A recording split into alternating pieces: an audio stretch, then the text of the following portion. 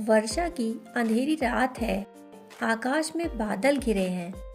बीच बीच में बिजली तेजी से कड़कती और चमकती है। एक युवक उसकी चमक के प्रकाश में ही अपना मार्ग खोज रहा है। अंततः वह उस झोपड़ी के द्वार पर पहुंच ही गया, जहां एक अत्यंत वृद्ध फकीर पूरे जीवन से रह रहा है। वह वृद्ध उस झोपड़ी को छोड़कर कभी भी कहीं नहीं गया। जब उससे कोई पूछता था कि क्या आपने संसार बिल्कुल ही नहीं देखा, तो वह कहता, देखा है, खूब देखा है। स्वयं में ही क्या सारा संसार नहीं है? हम भी उस वृद्ध को जानते हैं। वह हमारे भीतर बैठा हुआ है। सच में ही उसने कभी अपना आवाज नहीं छोड़ा। वह वही है और वही है, जहाँ सदा से है। और मैं उस युवक को भली भांति जानता हूँ, क्योंकि मैं ही तो वह युवक भी हूँ। वह युवक थोड़ी देर सीढ़ियों पर खड़ा रहा, फिर उसने डरते डरते द्वार पर दस्तक दी।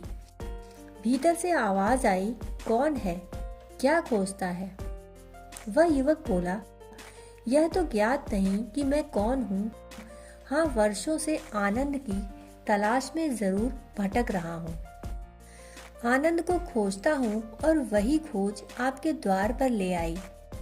भीतर से हंसी की आवाज आई और कहा गया, जो स्वयं को ही नहीं जानता वह आनंद को कैसे पा सकता है। उस खोज में दिए के तले अंधेरा नहीं जल सकता। लेकिन यह जानना भी बहुत जानना है कि मैं स्वयं को नहीं जानता हूँ, और इसलिए मैं द्वार खोलता हूँ। परंतु स्मरण रहे कि दूसरे का द्वार खुलने से वस्तुतः कोई द्वार नहीं खुलता। फिर द्वार खुले। बिजली की कौंध में युवक ने वृद्ध फकीर को सामने खड़ा देखा। उसका सौंदर्य अपूर्व है। वस्तुतः सौंदर्य सदा ही निर्वस्त्र है। वस्त्र वही है जहाँ कुरूपता है। युवक उसके चरणों में बैठ गया। उसने वृद्ध के चरणों पर सिर रखकर पूछा, आनंद क्या है? आनंद कहाँ है?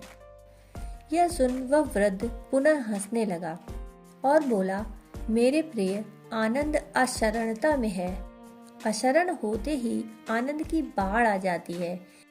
मेरे चरण छोड़ दो, सबके चरण छोड़ दो। आनंद को किसी की शरण में खोजते हो, यही भूल है। बाहर खोजते हो, यही भूल है। वस्तुतः उसे खोजते हो, यही भूल है। जो बाहर है उसे खोजा जा सकता है। जो स्वयं में है उसे कैसे खोजोगे?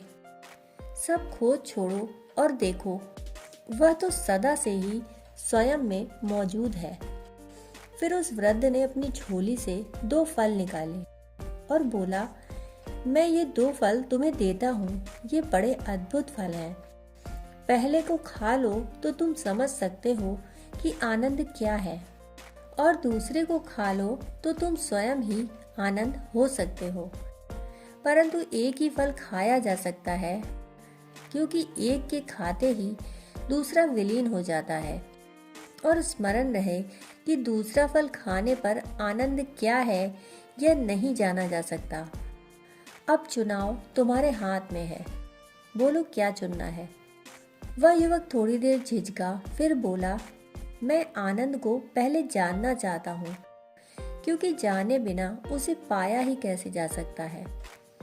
वह वृद्ध फकीर फिर हंसने लगा और बोला, मैं देखता हूँ कि क्यों तुम्हारी भटकन इतनी लंबी हो गई।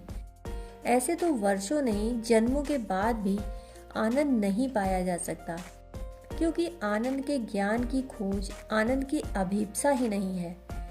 आनंद का ज्ञान और आनंदानुभूति तो विरोधी ध्रुव है। आनंद का ज्ञान आनंद नहीं, उल्टे वही तो दुख है। आनंद को जानना और स्वयं आनंद न होना, यही तो दुख है। इसीलिए तो मनुष्य पौधों और पशु पक्षियों से भी कहीं ज्यादा दुखी है। परंतु सिर्फ ज्ञान भी आनंद नहीं है। दोस्तों, कहानी सुनने के लिए आपका बहुत बहुत आभार।